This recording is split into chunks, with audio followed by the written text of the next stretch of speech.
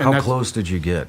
To the craft? To the craft. Roughly 200 meters, 150, 200. At one point, they said they were going to smoke us. They could throw us out of a helicopter. It's very easy to get lost in the jungle out here. You know, they kept saying stuff like that. The craft itself was like an octagonal shape where you could see points. Had a pyramid structure on top that was black, and you can see the shadowing of it as it rotated. You crest this hill. Yep.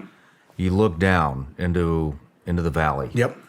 And there's a clearing. There's a clearing. With a UAP. Yes.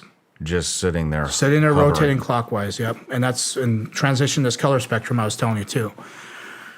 And that's why it's something that stuck out. It's not a building, you know. It's not something that you're used to seeing. Maybe topside it could have looked like a building or something that, you know, I don't know. I don't have that perspective. I wasn't a pilot or anything. But I can tell you from our point of view, it's something that it looked very unnatural and abnormal. And that's what got our curiosity to go investigate this. Now, normally because we would have had comms, you're damn right we'd have called it in. Report something suspicious. Maybe get some eyes on a helo, get a hold of their call signs and try to do them fly around, and they never did. And obviously we didn't have comms to do it, but they were more occupied with what was going on behind us. So when we trekked down and got around 150 to 200 meters from it, you know, and this is an opening. By the way, there's no tactical advantage being in this situation because you don't have cover.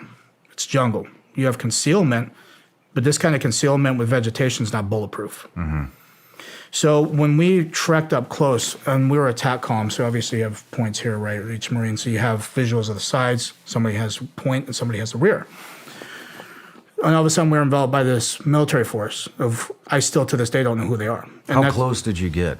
To the craft? To the craft. Roughly 200 meters, 150, 200. Did you get to the bottom of the hill? Yes. So you could see, so you saw the top of it, and then you could see underneath of it. And underneath of it had this platform that was on the ground that was separate from this craft hovering. And it was very weird to see, and I was like, okay, I don't know if that's kind of like a cement pad or something. I don't know if it was like a helo pad or anything like that at first, but then started seeing how the material kind of looked very similar to what the craft was. It's like, well, that's separate. So you have something that's on the ground, stationary, and then you have something that's up top, and it's just rotating in a clockwise position. So right when we got close to it, at least 150, 200 meters out, then all of a sudden we were engaged, at least not in a hostile manner, at least, not gunfire or firefight or anything like that. But the way that these guys moved was so fluid, it was so still, it was very, very, very smooth. And it kind of indicated to me, after thinking about it for several years, is that these guys had done it for a while because of how smooth this operation was. Mm-hmm. So when we were in a tactical column going towards the center of this thing, they actually came from the flanks, but it was more of a diagonal, like a corner of the room, so to speak, right? For them, at a tactical advantage, they have interlocking fields of fire on every single person, and they had a team of 8, right? And the gear that they had was black OTV vests. They had black camouflage utilities. So what you're saying is there would have been no they were professionals. Yes, there would have been no Mexican standoff where if they fired, they're shooting into their other squad. They had perfect angles. Yes, they did. To where both sides could engage you. Yes. Team of 4, team of 4. So it was like a fire team element. Without worrying about a blue-on-blue situation. Exactly. Okay. So, with that being said, because as they approached us, you hear the safeties flip off. Now, your attention to detail, when you're seeing this kind of stuff, your senses are very heightened, so you can pick up. I know you being a combat veteran, you know all about that. Your heightened sense of awareness is going through astronomical changes. Hypervigilant. Yes. So you can hear stuff a lot clearer. And that's when you kind of picked up the hum that this object was doing along with these guys flipping their safeties off, especially M4s. It's very distinct sound. Anybody in this room who's held M4s and has shot them, M16s, things like that, it's very distinct sound to flipping it off.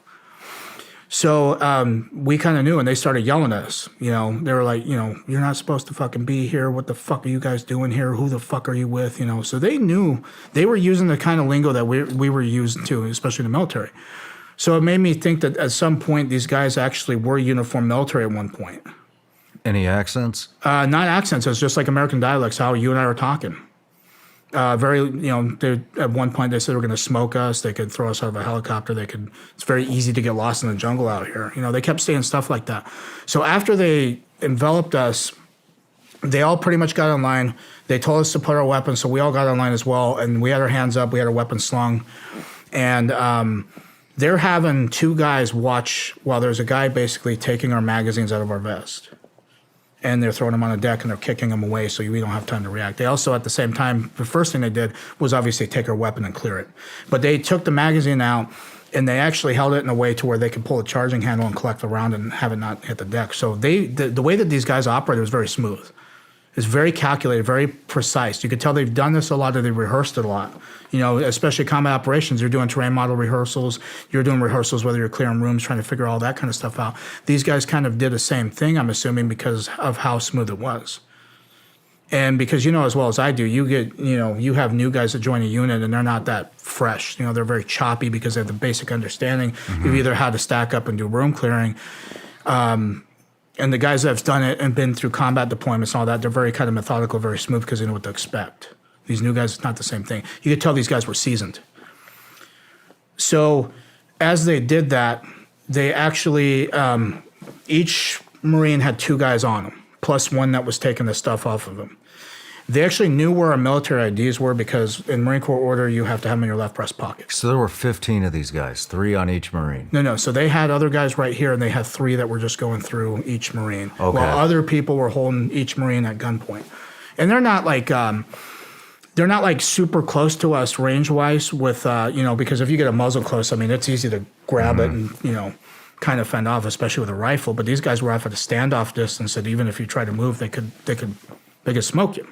One search team of 3 guys. Yes. And then the rest of the squad was aimed in on you. Okay. Yeah.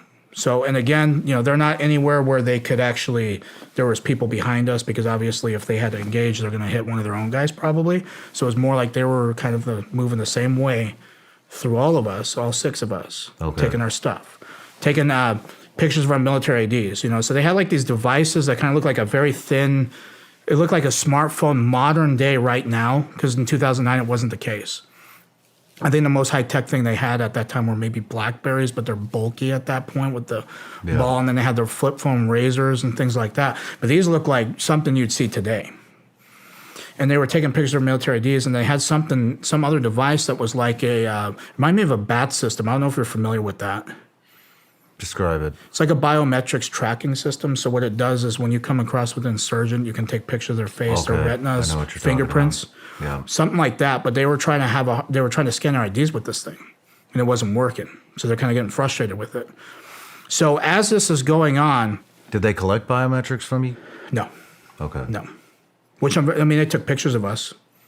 But that might be enough, and then they took our IDs, because some people I talked to that are in the special operations community with that, they said, yeah, we have the ability to scan IDs, and it tells us everything about you. Military IDs, driver license, things like that.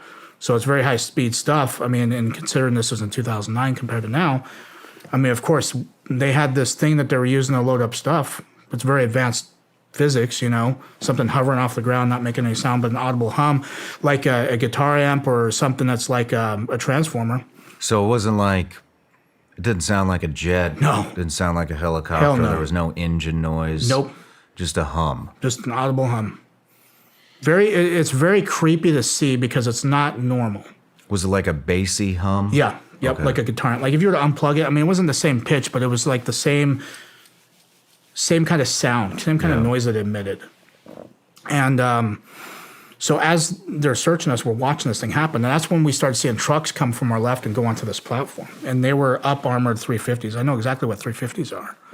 They were kind of beefier trucks. They were matte black. When they were coming at us, and they go left. And I was glancing between what was going on in front of us with these guys, and then all of a sudden glancing over to what was going on behind them. And that's when I started seeing the key details of this thing. Like it had like a scale pattern on it, kind of like an octagonal. Because the craft itself was like an octagonal shape where you could see points. Had a pyramid structure on top that was black, and you can see the shadowing of it as it rotated. But it was rotating very slow. And then it had like these vents on every single corner on the middle part of these the panels anyway. There was like a Vanta black. It was like a dark black that would like absorb light. Very weird. What do you mean by that? A dark black that would absorb light? So if you're ever familiar with the BMW, they painted Vanta black. It was like a very super dark black. It's not like a reflective material at all. The matte black? Yeah, but very, very, very, even darker than matte black. Okay. Like you could shine a light at it and it won't even illuminate. Like the Batmobile? Kind of. Okay. Something like that. But even, it was like very dark. The only way I can describe it was like that Vanta black. Okay. And So So as when you mean absorb light, you're saying if I shine a laser on it, you might not even see the laser, or Correct. it would be very dull. correct, Okay. something like that.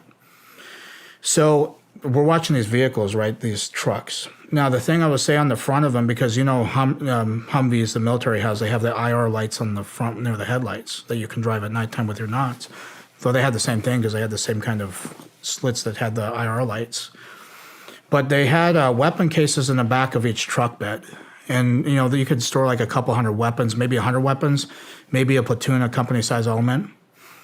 And it was the same Pelican casings that we would use to store stuff when they were transloading, So very big cases on 2 of them in each truck bed. And then they had a shipping container thing. I mean, it looked like a shipping container, but smaller and half the size. And the thing that was different about this is I had a cylinder on the front of it that was towards the truck. It was like parallel to the ground, just a cylinder right on the top of this thing. And for years I thought, okay, there's got to be oxygen supply or like a vacuum sealing thing that you would, because obviously I'm thinking it's drugs. I was like, okay, so this is a very advanced way to do that, just years of thinking of this. And come to find out, when I gave my speech in D.C. on that Saturday for the Disclosure Project with Dr. Greer, he's got a lot of people coming out of the woodwork, by the way. And this gentleman, I'm not going to give any detail. I know a little bit about him, but he works in some of these projects at some very controversial facilities. He's aware of what was going on. After I gave my presentation of this, he confirmed, he says, no, he's like, I don't want to leave Michael hanging out there, but I was not expecting to come and talk to you about this. And he went explaining what the operations do, why they do it, and what they were using